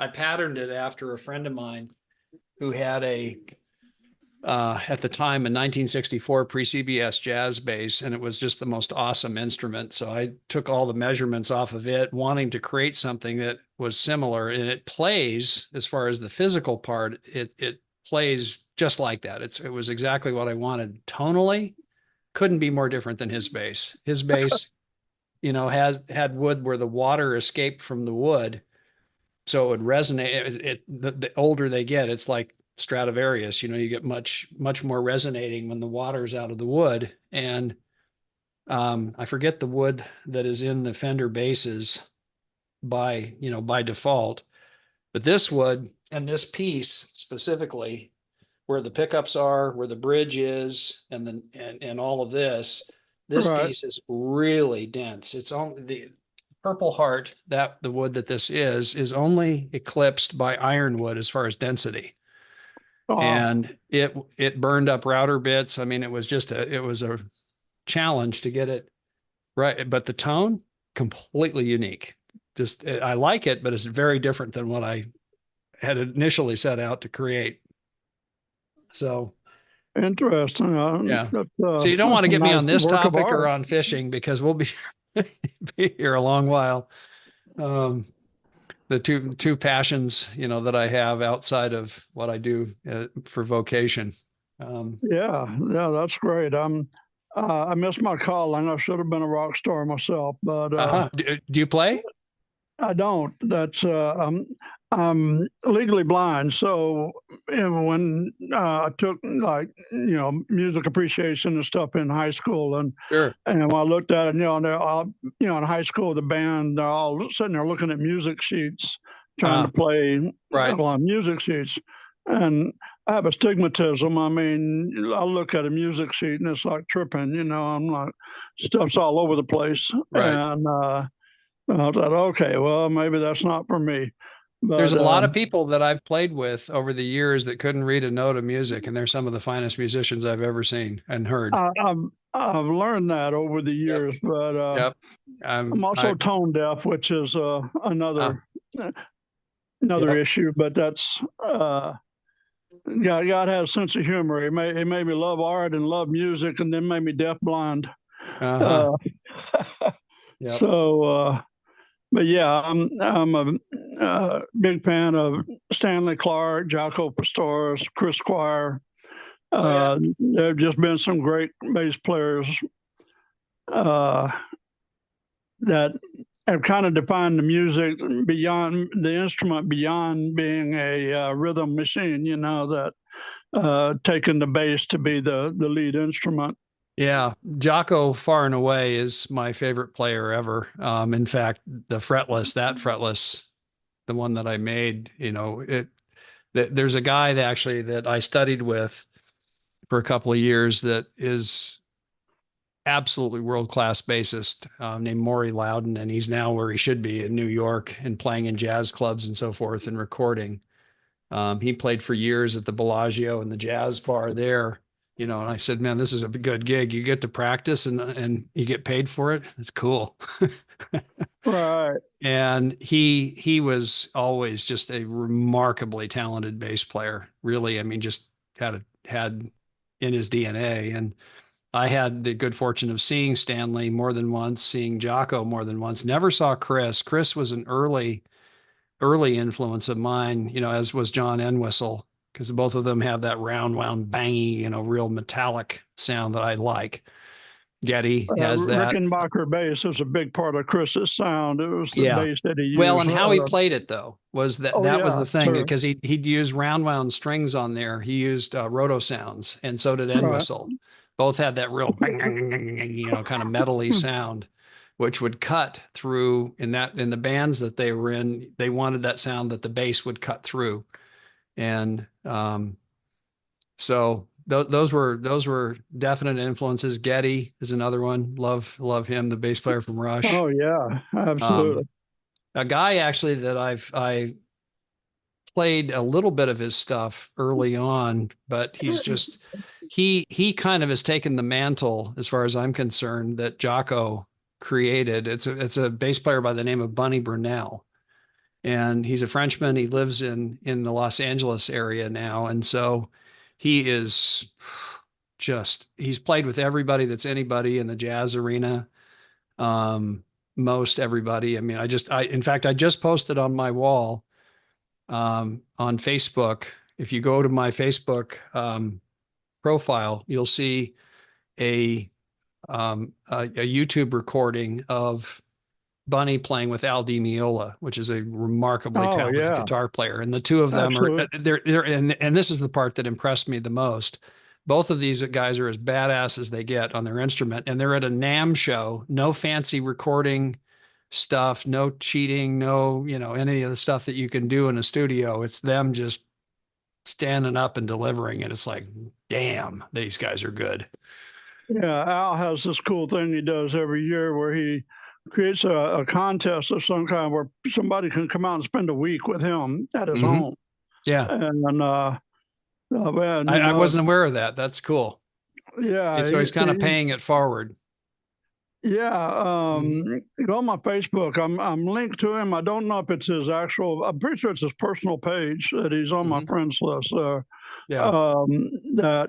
But yeah, I'm a big fusion fan. Yeah. Well, we got a lot of things to talk about there. Return to Forever. Sure. Well, Bunny played with Chick. Bunny's played with virtually everybody that are probably familiar names in that genre. I mean, he's wicked on the bass. I mean, just and he does this thing with sliding harmonics that was kind of his hallmark. And he has, there's some bass players, like with guitar players where technically, and this is just, a subjective preference thing as far as music, but there are players that have phenomenal technique, but I don't like their musicality. Bunny is a guy that has the technique. He can do that, but his musicality and his understanding of the role of the bass musically he's just the man. Like Jocko was. I mean, Jocko, there would be complaints about he would overplay, but laying down a groove, nobody could contest that. I mean, he just like that funk background to his showed up everywhere. And it just, I mean, boom. It's so sad how his life ended, that he, he wound up impoverished, basically couldn't. Well, I mean, a classic example of the import of taking care of mental health, because he had some mental health issues. Exactly. I saw him first with Weather Report, the particular version of Weather Report was with him on bass, Alex Acuna on drums, Badrenia on percussion, and Zawinul and Shorter, of course, were mainstays in that band. Right. And probably the best band I ever saw was that band. I mean, they were just unbelievable, all of them. And Miles Davis had a knack for picking good musicians, and that's where they came from. Out of Miles Davis. I've been listening to Miles, a bit lately, and just he did. I mean, there's those talents of recruiters, recruiting that really show up. And Zawinul got the memo, and he found Jocko. And then I saw Jocko on a solo tour in San Francisco, and I mean, I'm 8 feet away, and every bass player in the audience was jaw drop. Holy smokes, this guy was good. Miles was pretty much the grandfather of fusion. He pretty much started that whole thing. John McLaughlin, almost anybody went through Miles Davis at some point. But yeah, that's good to know. We just keep finding mutual ground, don't we? Yeah, there's some interesting correlations, aren't there? So I guess that's a good thing, in my opinion. I mean, to me, music is such a any performing art like that, but especially music for me is like, my wife, I'll listen to music and emotion, there's just, it touches me. Right. And, she'll look at me sometimes like, my reaction to a different tune, or, the joy that brings it's just, it's hard to explain. And especially, when you hear somebody that really can play and what it means, to deliver that in a performance. Bunny is one of those guys. Sorry? Said night after night, these guys go out and, perform concert every night. And every night's a little bit different because they bring their current mood into the performance. And it's the not fact totally that somebody improvised, but at the same time, it's influenced by their emotions. And the fact that they can deliver, it's one thing to do things in the studio, and there's the studio performance, but the ones that impress me the most are the ones that can do it live. And like in this case with this Bunny Brunel Al Di Meola performance, which I posted on my Facebook wall, they ain't no production. It's just bam, here we are. I mean, there's no fancy gimmicks. You can do a lot of stuff with a studio, and studio production. And so you kind of, you listen to some stuff and kind of go, yeah, okay. Can you pull it off live? And many can't, and many have challenges with that. But the really great ones, not only can they pull it off live, they're better live. Right. I mean, that's when you got somebody that really has, you know, they can reach down and just deliver. And Allman Brothers comes to mind. yeah, People Barry at Oakley. Allman Brothers. Barry's playing this one. Yeah, that's one of the first tunes I learned on the bass was Whip and Post. Oh, wow. That's a good one to learn. Yes. Government Mule is following along in that tradition. I don't know how familiar you are with Government Mule, but they're Warren Haynes, one of the former guitar players that's gone through the Allman Brothers band, and Government Mule. Check them out. You like them. They tend to actually have rotating bass players. They do concerts with where like they'll play Deep Purple song and Roger Glover will come in and play bass. Wow. Play a Black Sabbath song and Geezer Butler comes in and plays bass. And they do the rest of it. I mean, that if you do look up Government Mule, and they usually abbreviate it GOV, comma T or dash parentheses. Can't think of my term. Apostrophe T. Right. Okay. Mule, and then Deep End is the concert that they do have several versions of it now. That volume 1, 2, 3, but so on. But that's what they did, like a 3 or 4 hour concert, and all these guest bass players would come in and play the bass on their particular cover of their song. You know something I stumbled on the other day, and it just when you're busy, and music I just do for pleasure completely these days. I mean, there's no economic thing with it at all. Although I might get out and play again at some point, but it's not going to be from that motivation or that standpoint. Right. I would accept money if somebody would, but it won't be the motive. It'll be to play and to perform and have fun. But I stumbled on a guitar player that I really liked back in the day was a guy named Steve Morse, who was the founder of Dixie Dregs. And Morse, I had no idea, for 20 years played with Deep Purple. Yeah, until I mean, I was like, what?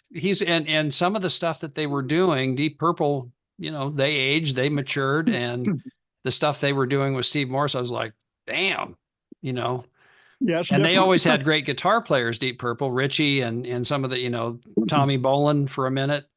And I was just kind of stunned, when I saw Steve Morse, because I thought of him as a fusion guy and not hard rock stuff, but he fit right in, and he apparently liked it because he stuck around for almost 20 years, I think. Well, the money was good for sure. Yeah. That helps. But yeah, I wish they would have incorporated a little bit more of his instrumental fusion style. Because early on, Deep Purple was pretty experimental and did a lot of instrumental stuff, and then they became millionaires off Smoke on the Water, and they kept trying to reproduce that then. But so they kind of got away from that extended play experimental kind of style. But I was hoping when Steve Morse joined them that they were going to kind of go back that direction, but they incorporated and same thing though. They need to make money, and the money isn't what they've been doing all along. And I can't begrudge them for that. If they can make a buck in the music business, good on you. Yeah, I've seen every version so far, except for the current one. They're talking about maybe Steve Vai or somebody coming in and replacing Morris. That they've got somebody, I think, right now, but I haven't seen this current version. But I've seen every version of Deep Purple live except for Mach 1 when Nick Semper and Rod Evans. I never saw that version. They broke up a little bit before my musical exposure caught up to them. Vai's another one I love. I love his stuff. Never listened to Billy Sheehan back in the day, but he's a remarkable bass player. I mean, I'm impressed with the technique tonally and some of the things, he's obviously a very good player, but it's a subjective, he would not be on my favorites list of bass players, but I admire his technique. Yeah, well, but Chris Squire chose him to replace him. So that's a pretty good stamp of approval right there. Where Sheehan played in Yes. with Yes. Yeah. Yeah. He'd clearly be capable of doing it technically. I mean, in guitar players, there's one that comes to mind that I love Beck, Jeff Right. Beck, and he always did things that were so unique and so different and not necessarily showing off which he had awesome technical skill, but he wouldn't show it off. But there was a guitar player by the name of Ray. There is a guitar player still alive named Ray Gomez that coincidentally played with Stanley Clark. And Ray, when I saw him in Berkeley years ago, he stole the show. I mean, I was there to see Stanley, and I was awed by Ray. I mean, I'm friends with Ray Gomez. Really? Yeah, look on my Facebook page.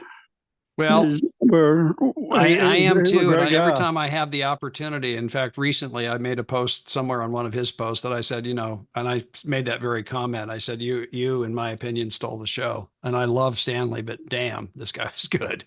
And yes, he had the technique, but he had that Latin fire that he's got, and he brought it. And it was unlike a lot of the fusion guys who were very technical and very kind of jazzy background. Ray clearly had played in a rock band somewhere. He shows up with a Les Paul and a Marshall and just kills it. I mean, nailed it. Yeah. And I'm sure that's what Stanley liked too, because Stanley hired him, and man, that guy was good. He is good, not was. He's phenomenal. There's an album called, gosh, what is the name of that? LA Zoo, I think is the name of it, from Bunny Brunell. And let me just hang on 1 minute. LA Zoo, Bunny Brunell. I apologize for getting us off topic, but this is a great discussion on. Well, we were pretty much done on the other part anyway, and this is the. Let me share my screen. Oh, I am sharing. Okay. So this is revisited. Yeah, this has got Vivian Campbell, Brian Auger, Virgil Donati, who I think is on a real short list of the best drummers on the planet. Oh yeah. Bunny Brunell, and here's Ray Gomez on one of the tunes. I mean, this album, and this is my boy. I mean, this guy, Bunny's in a league by himself today. I mean, as bass players go, he's just tasty, really great sound, understands the role of the bass, but he can solo with the best of them. So he's kind of that, to me, the ideal bassist is, and his tone, forget about it. He just growl on the low end, that real fat, Jocko kind of sound on the low end, where Jocko would hit it and would just growl, on the fretless. Bunny's a fretless player. And he plays, plays fretless and then electric upright. and there's things with he gets together with Stanley pretty regularly, and they call it baseball. How appropriate. Yeah, and he's on Facebook, and I regularly plug him you'll see that if you go over to my wall on Facebook. I put this. Let me find it. Just a bit of trivia. I actually went to the same high school. I was about 10 years behind him as Dusty Hill of ZZ Top. Oh yeah. That's another. I mean, the band was good. Billy Gibbons he's one of the preeminent guitar players of our era, as far as I'm concerned. He's in a class by himself. This is Hendrix liked him. That says a lot. Yeah, exactly. Yeah. Here's the one with Al Di Meola and Bunny Brunell. It was from yesterday. Two giants and one of my favorite bass players, the Beast, Bunny Brunell. Note, none of the benefit of a studio here, just raw badassery from both of these gentlemen at the NAMM show. Oh, cool. I'll get over there and check that out. It really is. I mean, and they play a tune that a Chick Corea tune, coincidentally, Spain. and Oh, yeah. nail it. I mean, just like, so yeah. I need to go, but this is a to be continued. Yeah, likewise. I agree. Fascinating stuff. So, we'll talk to you later. And if I think of that other question that I lost, I'll text you. Yeah. And I need to send this over to Joey. This is, you already have this page, right? Yeah. Okay. Yeah. Yes. It looks different on my phone, but yeah. The two that I was recommending, this is LQD and then Ox is right here. So these are the two for Americans that I'm fond of. And especially with what we're doing on Robert, the call with Robert, I'd use LQD on the Forex stuff and I'd use Ox on the, on DAX. And I think I've got to look at them more. I didn't trade DAX on Ox, so I may be lying on that. And I want to be careful about, because you need to look at the spreads. If the spreads are really tight, then Ox Ox, by the way, if you're going to use them, if you get a VPS for them in New York. They're an Aussie broker, but their servers are in New York. Okay. If you use LQD, get a VPS in London. So, I mean, if you're Yeah, going to, all of that would be great to put into a PDF or something, so Yeah, that it yeah. just kind of, you don't have to retrain every person that comes across your path about all that, yeah, kinda that's a good idea. put it in I definitely will writing. take that under advisement. If I wind up getting knowledgeable enough to dissect all that into a format for myself, I'll share it with you. But Sure. I think you're way ahead of me in that regard. So you'll probably produce it faster than I will if you put your mind to it. But yeah. It's a matter of there's where my brain goes instantly is it depends on where somebody is and what they have access to, because I'm working with a lot of people that are not limited as my countrymen are. In other words, U.S. citizens have special limitations in the Forex world that, just anger me no end, but that's a different story. Yeah, I'm right there with you. Yeah. But if they're not, if they don't have that limitation, then things change completely as far as what the recommendation is. But for U.S. citizens, it's a fairly narrow, which would be easier to create because there's only a few choices, sadly. Yeah, I don't know if you're familiar with Pocket Broker, but I joined them because of I forget which project. It's something like 8-Minute Trader, but it's a different one that I was involved with. They used Pocket Broker, and then pretty immediately I stopped doing that particular one, just because you can only subscribe to so many trainings in a month before you go negative, and you have to sort of prioritize. And so I haven't really used Pocket Broker that much, but I've got $100 sitting there, so I need to figure out how to incorporate that broker into something so I can utilize that micro account. When you're on MT4 or MT5, one of the things that you can use to measure a particular broker, like if I go in here and I got to do this anyway, so I'm going to just pop in here for a minute, and I'll go to that one as well. See if those open up, if it's going to cooperate. This particular VPS has resources, but it's got the weakest processor by far, my Romanian one, and it kind of misbehaves a lot of the time. Let me see if that's going to work. In the meantime. That reminds me, when we were talking on the phone the other day, you recommended a certain VPS, and I didn't write it down. I think it was FX. Yeah, that's on this list right here, which is, there are a couple of them on here. I like FX VPS better than FX VM. This one right here. I think I messaged you on Telegram about which one you recommended for me to use with Robo 4X, but yeah, either of these would work, because when you choose the VPS, you go in here, go to broker latency right here, and when you do that, you're going to be posed with this big long list. You just type in RO, and you'll should quickly get to Robo4X. Let's see if I'm lying to you. Hang on, Robo. And what is that you're in right now? I'm on FX VPS. Okay. And that's one of two that I have, FXVM and I like FX VPS better. Just seen better performance with them. And let me make sure I'm not lying. Hang on, Connection Center. Well, either of these actually, it's kind of a, I used to have more choices on my affiliate list. This one has good performance. If you don't go with the base one, like, 25, $30, you get real significant performance increase, which I like. This is the one that we're on. I use that for my New York servers for Ox specifically. But when you go to their, whoops, where am I here? Right here. So you go to FX VPS, up at the top, you see broker latency.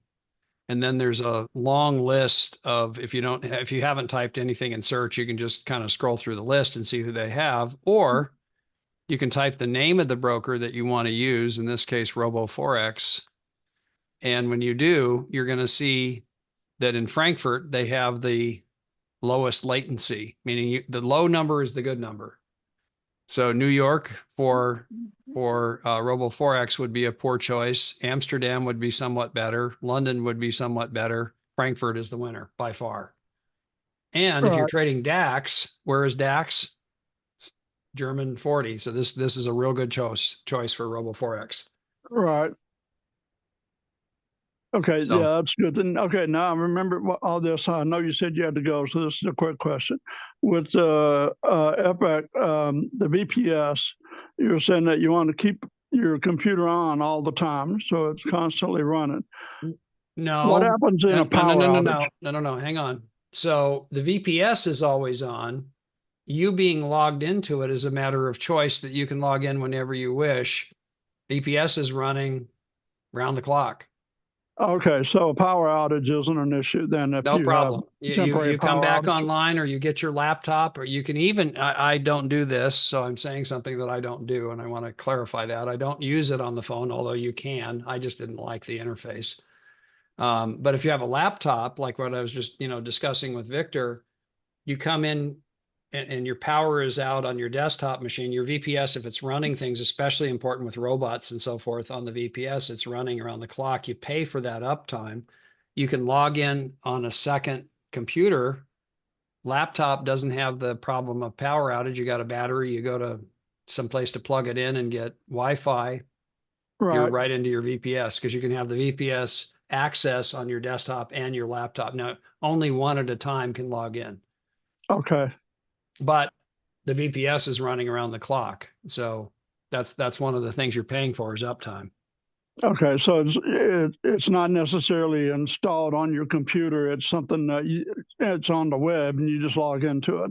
Well, that's partially true. What kind of, are you using Windows or a Mac? Windows. Okay, if you're using Windows, remote desktop is integral. It's built in. Just like when Windows ships with a browser, they ship with the Edge browser or whatever the current version is. Right. Remote desktop is the same. It's integral in the operating system. You have it right now.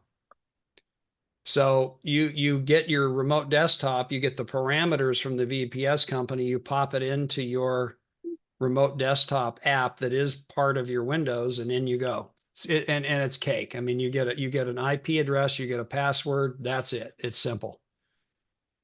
And on the Mac, you've got a separate app that does that, coincidentally, from Microsoft, called Remote Desktop. And that then gives you the ability to log into your VPS. As you see here, I can log into any of those VPSs directly. Interesting. I've not used the remote desktop feature, so that'll be a learning experience. It's very straightforward. I mean, once you've done it once, it's downhill from there, and it's not a big deal. When you sign up for a VPS, you'll get you'll get an IP address, which is the address that you go, and they make it simple because they've got to, they've got to get it so their customers can use it readily. There's an IP address that is the server location of the VPS that you choose. And then there's a password. And that's it. You pop that in, and once you set it up, in other words, if I looked here, I click edit, I got to be careful on this, but there's the IP address of this server that I'm using in Romania. And then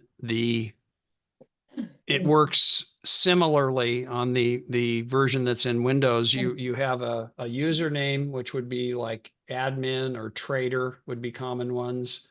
If it's a 4x VPS, it'll often say trader, and then you have a password, and that's it. Once you save that, then the next time you come in, you double click, you're in, just like that. Boom. Cool. You're a never ending source of information, brother. No, there's a limit. I ain't reached it yet. Well, you will. It's there for sure.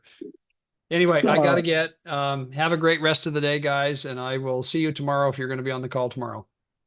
Talk to you later. Okay. Bye now. Bye.